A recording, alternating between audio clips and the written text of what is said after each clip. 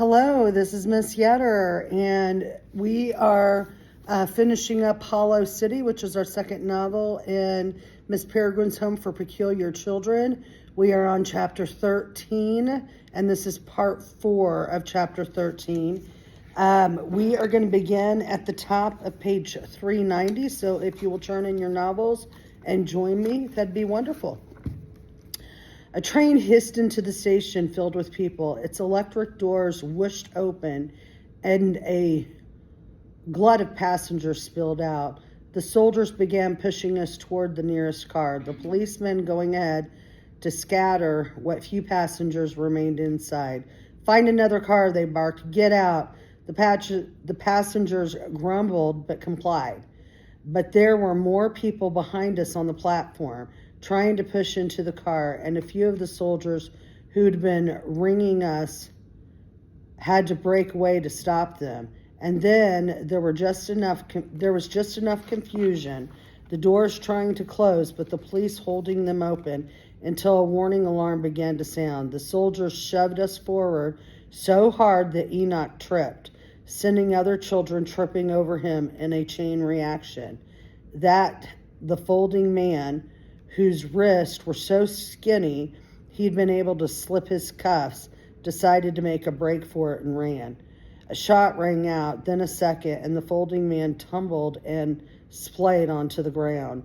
The crowd swarmed away in a panic, people screaming and scrambling to escape the gunshots, and what had been merely confusion deteriorated into total chaos. Then they were shoving us and kicking us onto the train. Beside me, Emma was resisting, making the soldier who was pushing her get close. Then I saw her cuffed hands flare orange, and she reached behind her and grabbed him. The soldier crumpled to the ground, shrieking. A hand-shaped hole melted through his camo. Then the soldier who was pushing me raised the butt of his gun and was about to bring it down on Emma's neck when some instinct triggered in me, and I drove my shoulder into his back. He stumbled.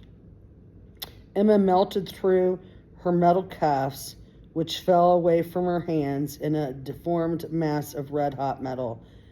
My soldier turned his gun on me now, howling with rage, but before he could fire, Emma came at him from behind and clapped her hands around his face, her fingers so hot they melted through his cheeks like warm butter.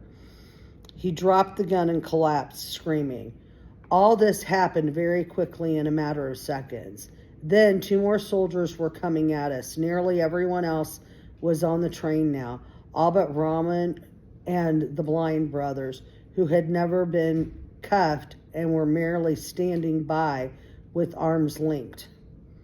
Seeing that we were about to be shot to death, Bronwyn did something I could never have imagined her doing under any other circumstances.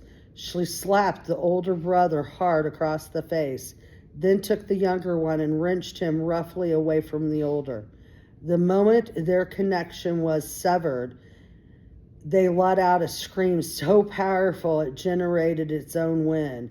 It tore through the station like a tornado of pure energy, blowing Emma and me backwards, shattering the soldiers' glasses, eclipsing most of the frequencies my ears could detect, so that all I heard was a squeaking, high-pitched ee. I saw all the windows of the train break and the LED screens shiver to knife shards, and the glass light tubes along the roof exploded so that we were plunged for a moment into pure blackness. Then the hysterical red flashing of emergency lights. I had fallen onto my back, the wind knocked out of me, my ears ringing. Something was pulling me backwards by the collar, away from the train, and I couldn't quite remember how to work my arms and legs well enough to resist. Beneath the ringing in my ears, I could make out frantic voices shouting, "Go, just go!" I felt something cold and wet against the back of my neck. and was dragged into a phone booth. Emma was there too, folding into a ball in the corner, semi-conscious. "Pull your legs up," I heard a familiar voice say, and from around back of me came trotting a short, furry thing with a pushed-in snout and a jowly mouth. The dog, Addison.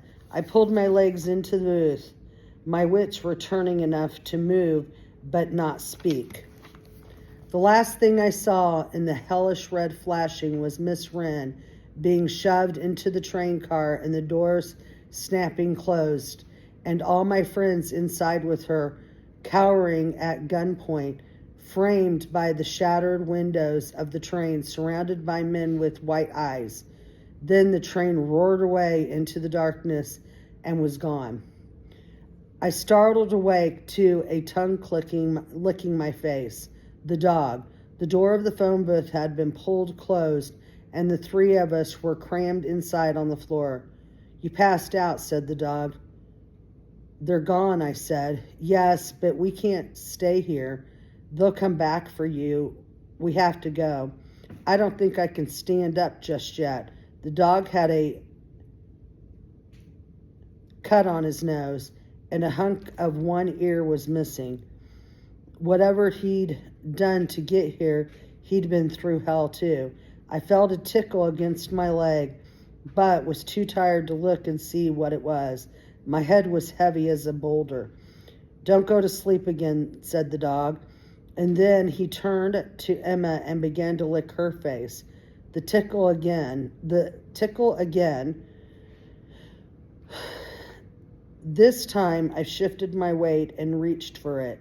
It was my phone. My phone was vibrating. I couldn't believe it. I dug it out of my pocket. The battery was nearly dead, the signal almost non-existent. The screen said, "Dad, 177 missed calls." If I hadn't been so groggy, I probably wouldn't have answered. At any moment, a man with a gun might arrive to finish us off. Not a good time for a conversation with my father.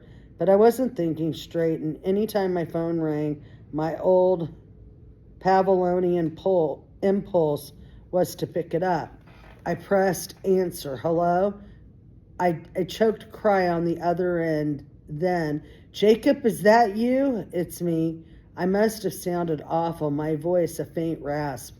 Oh my God, my father said. He hadn't expected me to answer, maybe had given me up for dead already and was calling now out for some reflexive grief instinct that he couldn't switch off. What happened? Where are you, son?" "I'm okay," I said. "I'm alive in London." I don't know why I told him that last part. I guess I felt like I owed him some truth. Then it sounded like he aimed his head around from the receiver to shout to someone else, "It's Jacob, he's in London." Then back to me, "We thought you were dead." I know, I'm not surprised. I'm sorry about leaving the way I did. I hope I didn't scare you too much. "You scared us to death, Jacob," my father sighed, a long, shivering sound that was relief and disbelief and exasperation all at once. "Your mother and I are in London, too, after the police couldn't find you on the island. Anyway, it doesn't matter. Just tell us where you are and we'll come get you." Emma began to stir. Her eyes opened and she looked at me, blurry, like she was somewhere deep inside herself and peering out at me through miles of brain and body. Addison said, "Good, very good. Now stay with us," and began licking her hand instead. I said into the phone, "I can't come, Dad. I can't drag you into this." "Oh, God, I knew it. You're on drugs, aren't you? Look, whoever you've gotten mixed up with, we can help. We don't have to bring the police into it. We just want you back." Then everything went dark for a second in my head. And when I came to again, I felt such a gut punch of pain to my belly that I dropped the phone. Addison jerked his head up to look at me. "What is it?" That's when I saw a long black tongue pressing against the outside of the booth's glass. It was quickly joined by a second, then a third.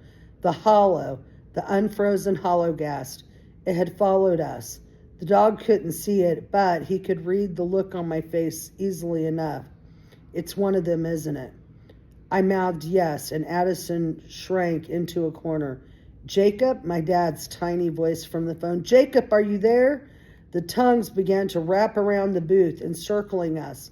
I didn't know what to do, only that I had to do something. So I shifted my feet under me, planted my hands on the walls, and struggled to my feet. Then I was face to face with it. Tongues fanned from its gaping, blading mouth. Its eyes were black and weeping more black, and they stared into mine, inches away through the glass.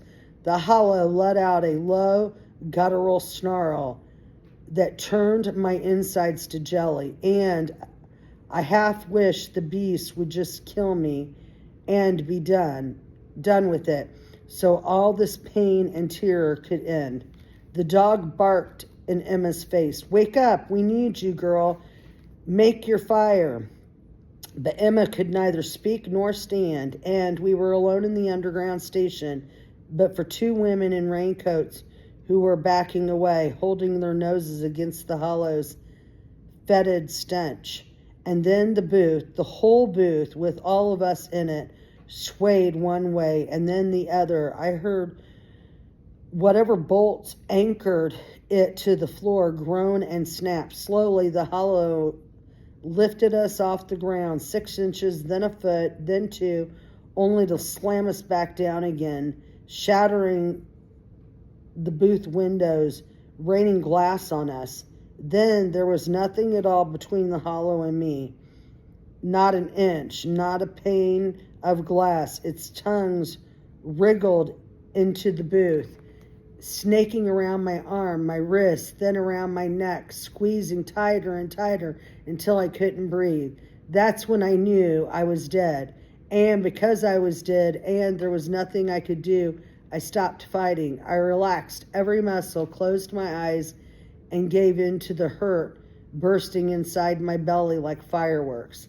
Then a strange thing happened. The hurt stopped hurting. The pain shifted and became something else. I entered into it, and it enveloped me, and beneath its rolling surface, I discovered something quiet and gentle, a whisper. I opened my eyes again. The hollow seemed frozen now, staring at me. I stared back, unafraid. My vision was spotting black from lack of oxygen, but I felt no pain. The hollow's grip on my neck relaxed. I took my first breath in minutes, calm and deep, and then the whisper I'd found inside me traveled up from my belly and out of my throat and past my lips, making a noise that didn't sound like language, but whose meaning I knew innately. Back off. The hollow retracted its tongue, drew them all back into its bulging mouth, and shut its jaws, bowed its head slightly, a gesture almost of submission, and then sat down. Emma and Addison looked up at me from the floor, surprised by the sudden calm. What just happened? Said the dog. There's nothing to be afraid of, I said. Is it gone? No, but it won't hurt us now. He didn't ask how I knew this, just nodded, assured by the tone of my voice. I opened the booth door and helped Emma to her feet. Can you walk? I asked her. She put an arm around my waist, leaned her weight against mine, and together we took a step. I'm not leaving you, I said, whether you like it or not. Into my ear she whispered, I love you, Jacob. I love you too, I whispered back. I stopped to pick up the phone. Dad? What was that noise? Who are you with? I'm here. I'm okay. No, you're not. Just stay where you are. Dad, I have to go. I'm sorry. Wait, don't hang up, he said. You're confused, Jake. No, I'm not. No, I'm like Grandpa. I have what Grandpa had. A pause on the other then. A pause on the other end. Then, please come home. I took a breath. There was too much to say and no time to say it. This would have to do. I hope I'll be able to come home someday, but there are things I need to do first. I just want you to know I love you and Mom, and I'm not doing any of this to hurt you. We love you too, Jake, and if it's drugs or whatever it is, we don't care. We'll get you right again. Like I said, you're confused. No, Dad, I'm peculiar. Then I hung up the phone and, speaking a language I didn't know, I knew, I ordered the hollow to stand. Obedient as a shadow, it did. And that concludes the Hollow City, the second novel of Miss Peregrine's Home of Peculiar Children. Thank you for reading along with us. Goodbye.